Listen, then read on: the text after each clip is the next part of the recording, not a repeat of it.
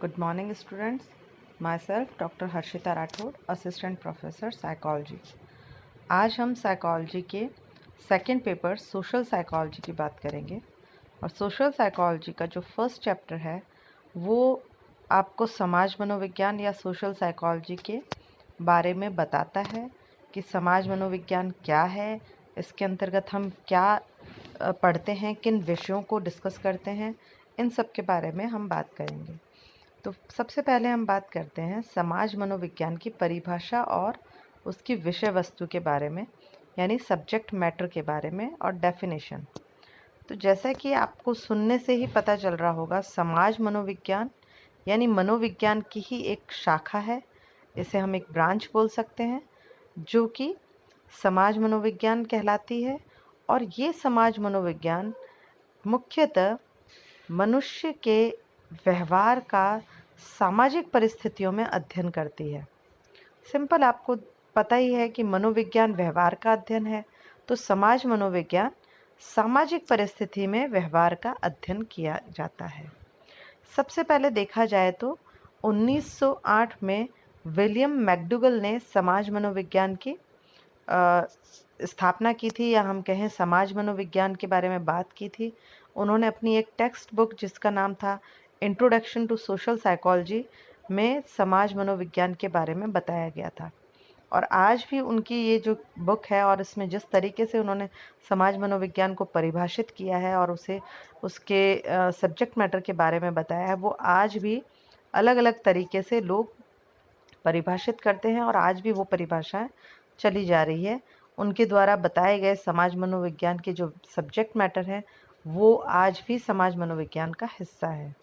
तो अगर हम परिभाषाओं की बात करें तो आप देखेंगे कि अलग अलग जो समाज मनोवैज्ञानिक थे उन्होंने अलग अलग तरह से परिभाषा दी है, लेकिन उन सब का निचोड़ अगर हम कहें या हम ये कहें कि सबके बातों में एक कॉमन चीज़ जो है वो है, समाज मनोविज्ञान को सभी लोग ने माना है कि सामाजिक अंतःक्रिया के फलस्वरूप होने वाला जो व्यवहार है वही समाज मनोविज्ञान है।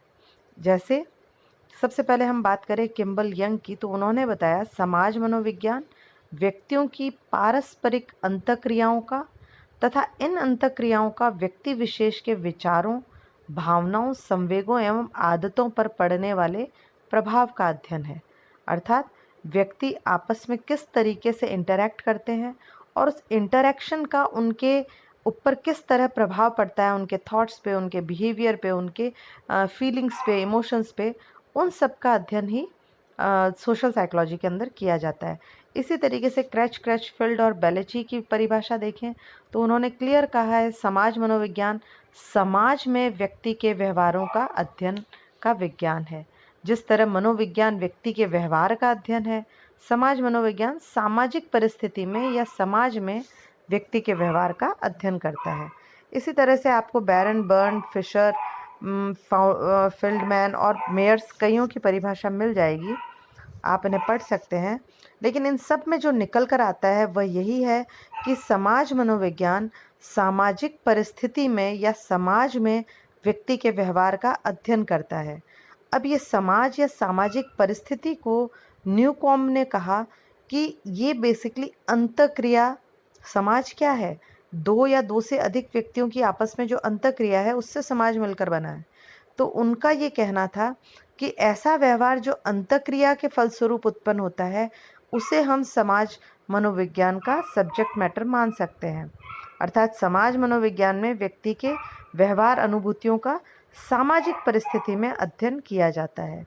तो अगर इन सभी परिभाषाओं को हम देखें तो जो कुछ महत्वपूर्ण इन परिभाषाओं से फैक्टर्स निकल कर आते हैं वो हैं, सबसे पहला तो समाज मनोविज्ञान एक विज्ञान है और मनोविज्ञान की एक शाखा है। मनोविज्ञान की शाखा क्योंकि इसका जो उद्भव है, इसकी जो ये जो निकला है वो मनोविज्ञान से ही निकला है और इसमें भी हम बेसिकली व्यवहार का ही अध्ययन करते हैं, इसलिए मनोविज्ञान की एक शाखा है। और विज्ञान इसलिए है क्योंकि इसमें हम चीज़ों का सिस्टमैटिकली अध्ययन करते हैं। दूसरी इम्पॉर्टेंट चीज़ है, समाज मनोविज्ञान में व्यक्ति के व्यवहारों एवं अनुभूतियों का अध्ययन किया जाता है। ये कॉमन है, जब हम मनोविज्ञान में भी यही कहते हैं कि इसमें व्यक्ति के व्यवहार और फीलिंग्स का अध्ययन किया जाता है।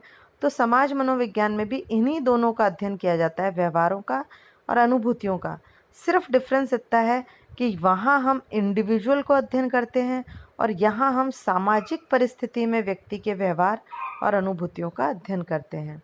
इसके अलावा समाज मनोविज्ञान इन व्यवहारों और अनुभूतियों का अध्ययन सामाजिक परिस्थिति में करता है और इसी सामाजिक परिस्थिति को बताते हुए, एक्सप्लेन करते हुए न्यूकॉम ने कहा है कि अंतःक्रिया एक ऐसी प्रक्रिया है जिसमें एक या एक से अधिक व्यक्ति प्रत्यक्षण कर अनुक्रिया करते हैं और उस प्रत्यक्षण करके उसके प्रति जो अनुक्रिया करते हैं वो फिर से उद्दीपक का कार्य करती है। सिंपल लैंग्वेज में अगर आप समझें तो देखिए, समाज मनोविज्ञान समाज में व्यक्ति के व्यवहार का अध्ययन है और समाज क्या है? दो या दो से अधिक व्यक्तियों का आपस में अंतःक्रिया करना, उसी से समाज बनता है। जब अंतःक्रिया करते हैं तो अंतःक्रिया को अगर हम परिभाषित करें तो अंतःक्रिया नाम से ही है कि दो व्यक्तियों के बीच या अधिक व्यक्तियों के बीच होने वाली आंतरिक क्रिया। अब वो आंतरिक क्रिया कैसे होगी? एक व्यक्ति कुछ कहेगा यानी वो उद्दीपक है, दूसरा उस पर कोई प्रतिक्रिया देगा यानी अनुक्रिया करेगा, फिर जो अनुक्रिया दी वो फिर से उद्दीपक का काम करेगी और फिर अगला वाला उस पर फिर से अनुक्रिया देगा।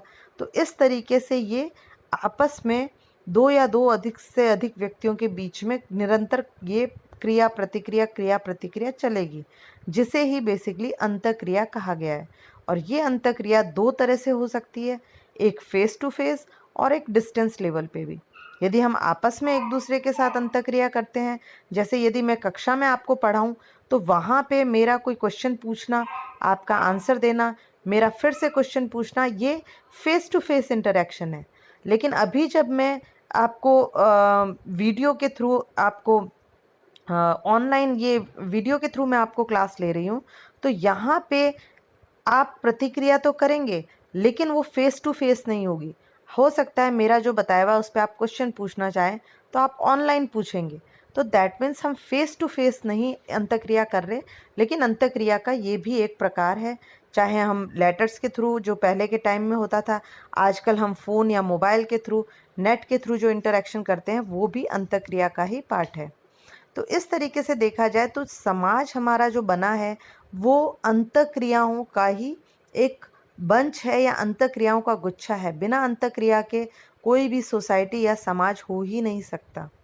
तो जहाँ हम मनोविज्ञान में सिर्फ व्यक्तिगत व्यवहार और अनुक्रिया और एक्सपीरियंस का अध्ययन करते हैं, वैसे ही सामाजिक मनोविज्ञान में हम सोशल सिचुएशन में, सामाजिक परिस्थिति में व्यक्ति के व्यवहार का अध्ययन करते हैं और सामाजिक परिस्थिति अंतःक्रियाओं से मिलकर बनी है। अब हम अंतःक्रिया के प्रकारों की बात करें तो अंतःक्रिया व्यक्ति व्यक्ति के बीच में हो सकती है, व्यक्ति और समूह के बीच में हो सकती है और समूह समूह के बीच में हो सकती है। यानी अगर जब मैं आपको क्लास ले रही हूँ और मैं किसी एक बच्चे से बात करूँ या मैं किसी एक बच्चे को कोचिंग या ट्यूशन दूँ, तो वो मेरी व्यक्ति से व्यक्ति एक के बीच में 1:1 रेशियो में अंतःक्रिया है। जब मैं क्लास ले रही हूँ 50 बच्चों की, तो वो एक व्यक्ति की समूह के साथ अंतःक्रिया है। और यदि मैं आपके जब क्लास में हो सकता है कि 3-4 टीचर्स बैठ के आपका कोई वाइवा ले रहे हैं या कोई पैनल बैठ के आपके कोई क्वेश्चंस कर रहा है, तो वहाँ पे एक ग्रुप दूसरे ग्रुप से इंटरेक्ट करता है। या अगर आपने गेम्स में देखा हो कि 2 टीम्स होती हैं तो वहाँ पे ग्रुप टू ग्रुप इंटरेक्शन होता है।